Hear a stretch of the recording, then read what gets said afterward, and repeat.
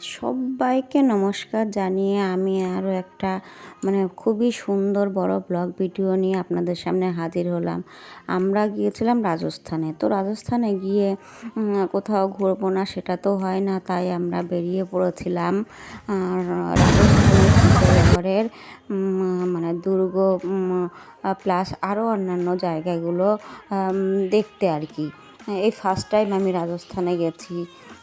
সবাই মিলে আমরা বেরিয়ে পড়েছি একটা গাড়ি নিয়ে চিত্তরগড়ের দুর্গ অর্থাৎ ফোর্ট, যেটা একটা ঐতিহাসিক বিরল ঐতিহাসিক প্রমাণ করে দিয়েছে। আগে ছিল যেটা ঘটনাগুলো ঘটেছিল, তো এখনও সেই স্মৃতিসৌধগুলো এখনও রয়ে গেছে, সেটাই আপনাদের সামনে তুলে ধরতে চলেছি। পুরোপুরি তো এতগুলো তোলা যায় না, যতটা পেরেছি আমরা সবাই মিলে একটু একটু করে সবাই তুলেছি ক্যামেরায় তুলে। অনেক জায়গায় আবার ক্যামেরা এলাও নেই, যার জন্য সবটা তুলতেও পারিনি। তো প্রথমেই দেখাতে চলেছি, দেখুন বড় একটা প্রচুর বিস্তারিত অনেক বড় আর কি প্রাচীর আর কি দেওয়া। আমরা সবাই এই দেখুন গাড়ির মধ্যে আছি, ফ্যামিলি আর কি, বন্ধু বান্ধব সবাই মিলে বেরিয়েছিলাম। গিয়ে আমরা প্রথমেই প্রবেশ করেছি চিতরের একদম ওপরে, সেটা হলো প্রায় 122 ফুট উঁচুতে আমরা আমাদের গাড়ি এসে দাঁড় করিয়েছে। আমরা দুর্গের মধ্যে প্রবেশ করেছি। দেখুন এত অপরূপ সুন্দর দৃশ্য, আমি আগে কখনো দেখিনি এক প্রকার বলা চলে। যাই হোক, আমরা এখানে এসে গেছি মিউজিয়ামে, যেখানে আমাদের ঐতিহাসিক সময়ের যে যুদ্ধর জিনিসগুলো রাখা, এখনও আমাদের ওখানের জিনিসগুলো এখনও রাখা আছে স্মৃতি হিসাবে। এত ভালো লাগছিল সেই পুরনো যখন ইতিহাস পড়তাম আর কি, ইতিহাস নিয়েই আমি একটু সামান্য পড়াশোনা করেছি। সেই ইতিহাসের মুখে সেই পিছনের কথা খুব মনে করিয়ে দিচ্ছিল, আগে বইয়ে পড়েছিলাম। আর এইখানে একদম সামনাসামনি সেই দৃশ্যগুলো দেখে ভীষণ মনোমুগ্ধ হয়েছে, খুবই ভালো লাগছিল।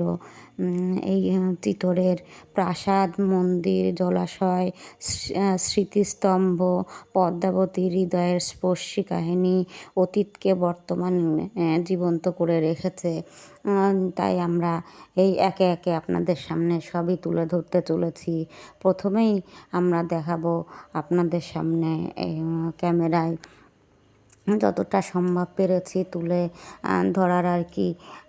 দেখুন এসে গেছি আমরা এত উঁচুতে, কি বলবো, বাচ্চাদের নিয়ে ভীষণ ভয় লাগছিল। তবুও সবাই তো দেখবে গেছি আনন্দ করতে, আমরা নিজেরাও দেখতে গেছি এবং আপনাদেরকেও দেখাতে চলেছি এই অপরূপ এক ঐতিহাসিক দর্শনীয় স্থান, যেটা ক্যামেরাবন্দি করে এনেছি। হয়তো আর কখনো যেতে পারবো কি পারবো না, তাই একটু তুলে এনেছি। এত তো তোলা সম্ভব নাই, তুলে শেষ করা যাবে না, দেখে শেষ করা যাবে না। তো দেখুন এত অপরূপ সুন্দর জায়গাগুলো। এইখানে যে বিজয় স্তম্ভ দুর্গের আর কি, এখানে আছে। এই দুর্গ প্রায় 122 ফুট উঁচুতে অবস্থিত। এখানে 7টা গেট আছে, 4টি স্তম্ভ আছে, 9টি মন্দির, 19টি মন্দির আছে, 22টি জলাশয় আছে এবং প্রচুর এখানে এসে হনুমানেরও দেখা পেয়েছি। বাচ্চাগুলো খুবই আনন্দ করছিল হনুমানদের দেখে।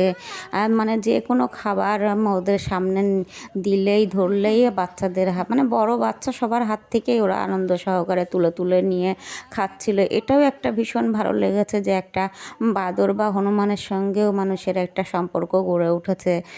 এক ঐতিহাসিকের জিনিস দেখার সঙ্গে সঙ্গে একটা জীবন্ত জিনিসও দেখুন যে কত বাচ্চাগুলো আদর করছে, ওদেরকে ধরছে। তারপরে আমরা এসে গেছি এই ভেতরে বিজয়স্তম্ভে, মেন দুর্গে। এসে দেখুন এত ভালো লাগছে, ক্যামেরা ধরবো নাকি দেখবো স্বচক্ষে। আর ইতিহাসের এই দৃশ্যগুলো মনকে এতটা মুগ্ধ করছিল, বারবারই আপনাদের এই কথাটা বলতে মানে কেমন লাগছে, তবুও না বলে পারছি না। এটা এত উঁচুতে, 122 ফুট উঁচু, আর সিঁড়ি দিয়ে ওপরে উঠতে হয়। যারা পারে তারা ওপরে এইভাবে ওঠে, আর যারা পারে না তারা আর কি করবে, নিচ থেকেই দর্শন করে চলে আসে। আমরাও এইখানে সবাই দাঁড়িয়ে ফটোশ্যুট করেছিলাম। এরপর আমরা যেটা দেখাতে চলেছি সেটা হলো চিতোরের গোমুখ ঝিল। এখানে খুবই একটা মানে ভালো জিনিস আছে। এখানে শিব মন্দির আছে, অনেকটা সিঁড়ি দিয়ে নিচে নেমে এখানে যেতে হবে। এত সুন্দর এই ঝিলটা, এইখানেই রয়েছে জলের উৎস। এটাকে পাহাড় কেটে তৈরি করা হয়েছে। এখানে শিব মন্দিরও আছে, জলের নিচে ভোলে বাবা শিবের লিঙ্গ আছে। আমরা সবাই একে একে হাত ধরাধরি করে এখানে নামছিলাম। খুব স্লিপারি ছিল পিছল আর কি। এইখানে এই জল নাকি মানুষের মানে জলের সংস্থান জুগিয়েছে। এইখানে নাকি রানী মহারানীরাও স্নানও করতেন। আর এই দুর্গের এইখানে দাঁড়িয়ে মানে বাইরের দুর্গের নজরদারিও রাখা হতো। তারপরে আমরা সবাই দাঁড়িয়ে এখানে একটু ফটোশ্যুট করলাম। এর বাইরে এত সুন্দর, কি বলবো আপনাদের, এই জায়গাটা আমার সবথেকে বেশি ভালো লেগেছে যত জায়গাগুলো আমরা ঘুরেছি তার মধ্যে থেকে। তারপরে দেখুন আমরা ভোলে বাবার দর্শনে মানে একদম সিঁড়ি দিয়ে বেয়ে একদম সেই মন্দিরের মধ্যে প্রবেশ করছি। এইখানে কোনো মতেই ক্যামেরা ধরার পরিস্থিতি ছিল না। প্রচুর মানে হাজার হাজার লক্ষ লক্ষ এখানে ছোটো ছোটো মাছগুলো কি পায়ের মধ্যে ঠুকরে ঠুকরে ধরছে আর কি। ছোট্ট আপনারা কালো কালো দেখতে পাবেন। তারপরে ঠাকুরকে প্রণামী দিয়ে এইখানে প্রণাম করে আবার দেখুন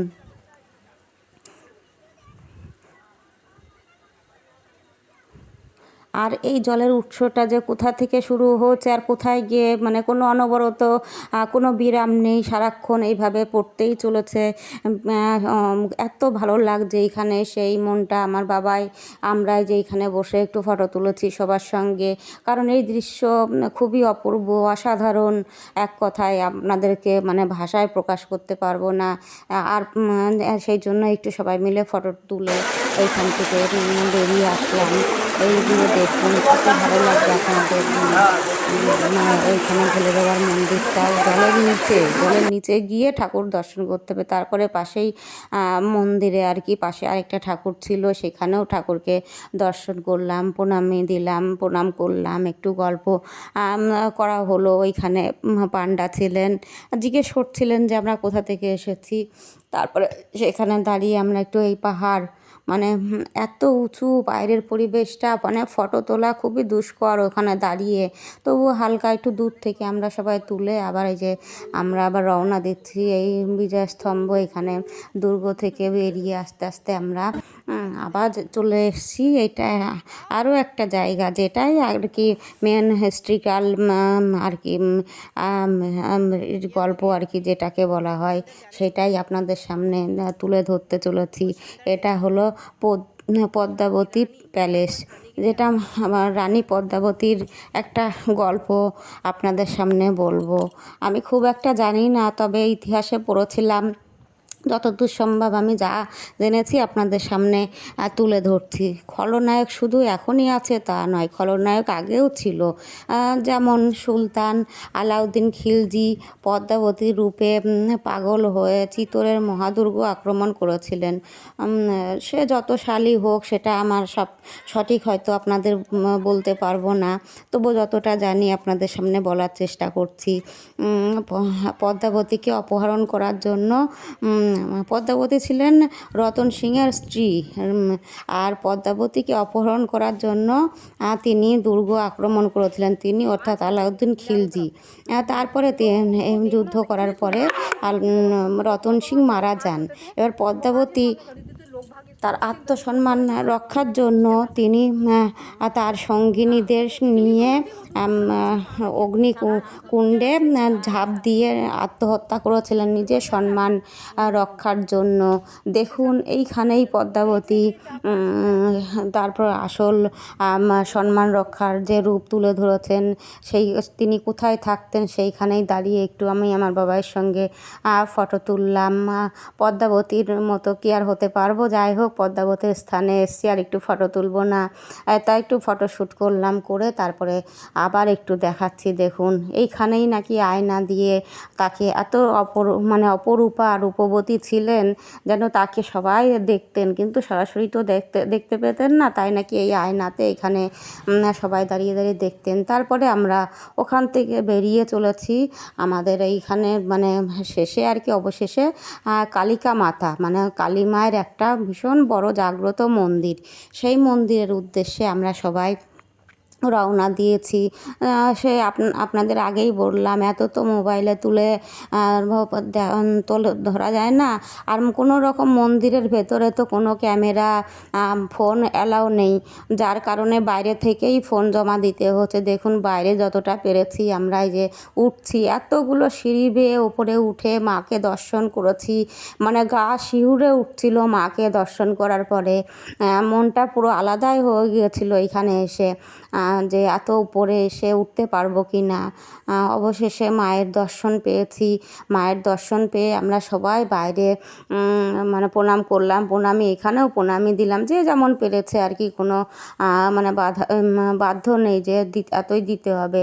মাকে দর্শন করে মোমবাতি ধূপকাঠি আমরা সবাই জেলে তারপরে বাইরে ওই মণ্ডপের বাইরে চত্বরেই আমরা সবাই দাঁড়িয়ে মাকে প্রণাম করে আর সবাই মিলে একটু ফটো তুলে একটু তো স্মৃতি হিসাবে রেখে দিতে হয়, সেই জন্যই আমরা সবাই মিলে ফটো তুলে মাকে প্রণাম করে বাইরে বেরোনোর চেষ্টা করেছি সবাই মিলে। এই যে আবার সিঁড়ি দিয়ে ফোনগুলো জমা ছিল, ফোনগুলো সঙ্গে নিয়ে ক্যামেরা নিয়ে আমরা আবার নেমে আসছি সবাই। এবার বেরিয়ে পড়েছি মায়ের মন্দির, মাকে দর্শন করে। আমার বাবা এই যে দাঁড়িয়েছে, সবাই মিলে এই যে তুললাম, তুলে আসতেই মন চাইছিল না, যে আরেকটু সময় থেকে গেলে হয়তো খুবই ভালো হতো। সময় খুবই সীমিত, ক্যামেরাতেও পুরোপুরি তোলা যায় না, সব জায়গায় এলাও নেই, দেখবো না ক্যামেরায় তুলবো।